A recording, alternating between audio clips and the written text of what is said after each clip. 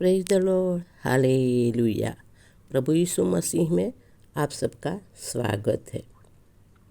परमेश्वर के लोगों में प्रभु को स्वर्गीय आशीष हमें मिले, इसीलिए मैं प्रभु से प्रार्थना करती हूँ। स्वर्गीय आशीष दे प्रभु, स्वर्गीय आशीष दे, हम सबको स्वर्ग को तू खोल हाथ अपना बढ़ा, हम सबको स्वर्गीय आशीष दे। स्वर्ग को खोल हाथ अपना बढ़ा, हम सबको स्वर्गीय आशीष दे। आमीन प्रभु, आमीन। हम सबको प्रभु स्वर्गीय आशीष दे स्वर्ग में से। आमीन, धन्यवाद। परमेश्वर के लोगों, हमारी पवित्र शास्त्र बाइबल में एक स्त्री है। एक स्त्री है जिसका नाम है हन्ना। हन्ना वैसी स्त्री थी जिसकी कोई संतान नहीं थी। तो वो अपने को संतान मिले, इसीलिए वो प्रभु से प्रबल प्रार्थना किया करती थी। प्रबल प्रार्थना प्रभु के मंदिर में जाके, परमेश्वर पिता के मंदिर में जाके वो प्रार्थना किया करती थी। और प्रार्थना करती थी तो उसको कुछ पता नहीं चलता था आसपास क्या है कैसे, बस उसके होठ चलते रहते थे। और इस तरह से हन्ना प्रेयर करती थी। और वहाँ मंदिर में एली था, उसने वो डेली देखता था कि हन्ना रोज प्रार्थना करती है। एक दिन तो एली ने उसको कहा कि हन्ना, तूने कुछ दारू पिया है क्या, द्राक्षा रस पिया है क्या, तेरे होठ सिर्फ हिल रहे। तो हन्ना ने कहा कि मैं दुखियारी हूँ, मैं दुखियारी हूँ, सताई हुई हूँ, तो मैं अपने दिल की बातें प्रभु से कहती हूँ। मैं प्रभु से प्रार्थना करती हूँ, अपने दिल से प्रार्थना करती हूँ, मेरे होठ सिर्फ फड़फड़ाते हैं। और एली ने उसको उसी दिन कहा कि यहोवा देव बाप तुझे मन चाहा वरदान दे। और परमेश्वर के लोगों, उसी टाइम, उसी वक्त हन्ना की प्रार्थना प्रभु ने सुन ली थी और उसको एक बेटा दिया, शमूएल। उसके बाद भी उसको 2-3 बेटे हुए, लेकिन शमूएल बेटा जिसने पूरे बाइबल में इतिहास बदल के रख दिया। शमूएल वो बेटा था जो यहोवा देव बाप उनको अपने प्रार्थना करने वालों में से एक गिनता था। शमूएल ने बड़े बड़े काम किए प्रभु को प्रार्थना करके। तो ये हन्ना की प्रार्थना है, ये शमूएल की प्रार्थना है। परमेश्वर के लोगों, हम लोग कभी सोचते हैं कि हमें प्रार्थना नहीं आती, हम प्रभु के सामने कैसे बोले, सोचते हैं, कुछ शब्द चुनते हैं और ऐसे प्रार्थना करने की कोशिश करते हैं। लेकिन परमेश्वर के लोगों, तुम्हारे मन में जो आए, तुम्हारे दिल से जो निकले, वही शब्द प्रार्थना के होने चाहिए। ऐसे नहीं कि मैं चुन के, सोच के, सुन के ऐसे प्रार्थना के शब्द बोलूँ, ऐसे नहीं। प्रभु से मैं तो ऐसे ही बात करती हूँ जैसे प्रभु मेरे साथ हो। परमेश्वर के लोगों, कभी कभी तो मुझे ऐसे लगता है कि प्रभु मेरे साथ बैठे हैं और मैं प्रभु से बातें करती हूँ। जैसे हम साथ कोई 2 इंसान 3 इंसान साथ बैठे हैं और बात करते हैं, ऐसे ही मुझे कभी कभी लगता है कि मैं प्रभु यीशु से बात करती हूँ। तो हमें भी ऐसे ही प्रार्थना करना है, ऐसे ही कोई शब्द चुनना नहीं है, तराशना नहीं है, सोचना नहीं है, जैसो हमारे दिल में से निकलते हैं वही प्रार्थना हमें करनी है। और जब हम पवित्र आत्मा से भर जाते हैं ना परमेश्वर के लोगों, तो प्रार्थना का कोई समय नहीं होता मेरे हिसाब से। कभी तो अपने आप प्रार्थना दिल से निकल जाती है। परमेश्वर के लोगों, जब हम पवित्र आत्मा से भरे हुए होते हैं, प्रभु यीशु हमारे साथ होते हैं, तो कभी तो सोचते भी नहीं है और अपने आप अपने होठों में से, अपने दिल में से प्रभु के लिए प्रार्थना शुरू हो जाती है, प्रभु से बातें करना शुरू हो जाती है। और ये अक्सर मेरे साथ होता है। परमेश्वर के लोगों, ये अक्सर मेरे साथ होता है। मैं सोचती भी नहीं हूँ और मेरे दिल से प्रार्थना निकलना शुरू हो जाती है। मैं कभी सोचती भी नहीं और प्रभु यीशु मुझसे बातें करते हैं और मैं प्रभु यीशु से बातें करती हूँ।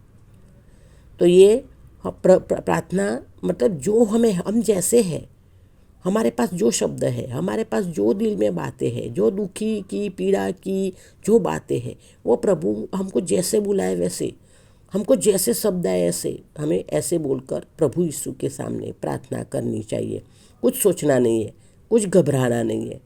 तो कभी प्रार्थना नहीं आती ऐसे कभी सोचना ही नहीं है। जो हमारे दिल से निकलते दुआएं, जो हमारे दिल से निकलते शब्द, वही हमें हमारी प्रार्थना कहलाती है।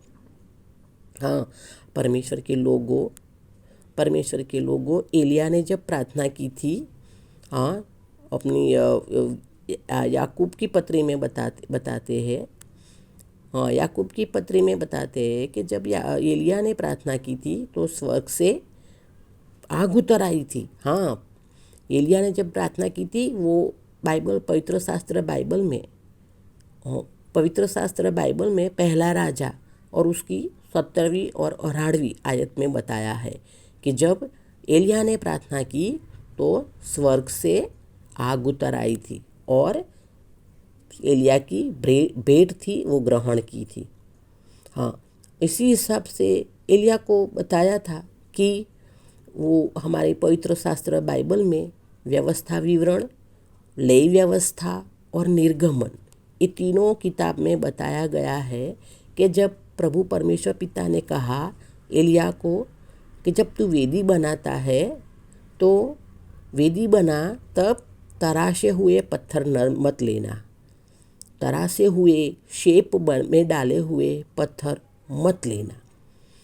फिर एलिया ने अपने इस्राएलियों के कुलों के गिनती के अनुसार उसने पत्थर लिए।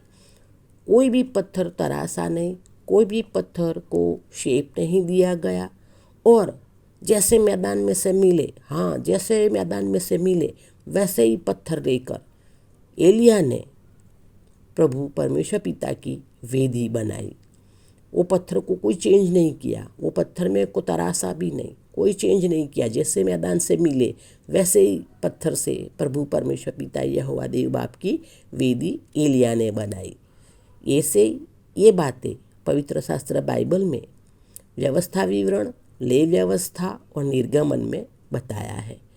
तो परमेश्वर के लोगों, हमें भी प्रार्थना ऐसे ही करनी चाहिए। कोई शब्द नहीं, कोई शेप नहीं, दिल से जो शब्द अपने आप निकलते हैं। और जब भी, हाँ, जब भी कभी कभी ऐसा होता है कि हम सोचते भी नहीं है और कोई टाइम भी सोचते भी नहीं कि ये टाइम है प्रार्थना का, ये टाइम नहीं है, लेकिन नहीं, कभी कभी हमारे साथ पवित्र आत्मा होते हैं, प्रभु यीशु होते हैं, तो अपने आप दुआ निकलती है, अपने आप प्रार्थना निकलती है। मेरे साथ तो अक्सर यही होता है और प्रार्थना शुरू हो जाती है, अपने अंतर से, दिल से प्रार्थना शुरू हो जाती है। मेरे तो होठ भी नहीं हिलते, अंदर ही अंदर प्रार्थना करने लगते। तो परमेश्वर के लोगों, हमें ऐसे प्रार्थना करनी चाहिए और प्रार्थना करके हमारा प्रार्थना का जीवन स्ट्रॉन्ग होना चाहिए। हमारा प्रार्थना का लाइफ, प्रेयर लाइफ बहुत स्ट्रॉन्ग होना चाहिए। जब हमारा प्रार्थना लाइफ स्ट्रॉन्ग होगा, मजबूत होगा, हमारी प्रार्थनाएं होगी, तो हम सफल जिंदगी पृथ्वी पर जिएंगे। हाँ, और बड़े बड़े काम प्रभु के लिए, हमारे लिए बड़े बड़े काम हम कर सकेंगे जब हमारी प्रार्थना लाइफ स्ट्रॉन्ग होगी, हमारी प्रार्थना की लाइफ मजबूत होगी और हम प्रभु परमेश्वर की मर्जी से जीवन जिएंगे। तो हम बड़े बड़े काम करेंगे, प्रभु के लिए बड़े बड़े काम करेंगे और हम हर काम में सफल होते जाएंगे। तो परमेश्वर के लोगों, हमें प्रार्थना करनी है, नहीं तो छोटी छोटी बात में भी हम उलझ कर रह जाएंगे। हाँ, परमेश्वर के लोगों, जब हमारे जीवन में प्रार्थना नहीं होगी, प्रभु यीशु नहीं होंगे, परमेश्वर पिता हमारे जीवन में नहीं होंगे, तो हम पृथ्वी पर जीवन जीने में असफल रहेंगे। हम समस्याओं में जूझते रहेंगे, हम छोटी छोटी बातों में भी हैरान परेशान होते रहेंगे, सफल नहीं हो पाएंगे। तो परमेश्वर के लोगों, दिल से निकलती दुआ, जैसे जो भी शब्द निकलते हैं वो शब्द, और टाइम जब पवित्र आत्मा हमारे साथ होता है, प्रभु यीशु हमारे साथ होते हैं, तो जब प्रार्थना शुरू ही हो जाती है, तो वो प्रार्थना हमेशा के लिए करना और स्ट्रॉन्ग रखना। अपना प्रार्थना का लाइफ, अपना प्रार्थना का जीवन हमेशा स्ट्रॉन्ग रखना। प्रार्थना के कई प्रकार हैं।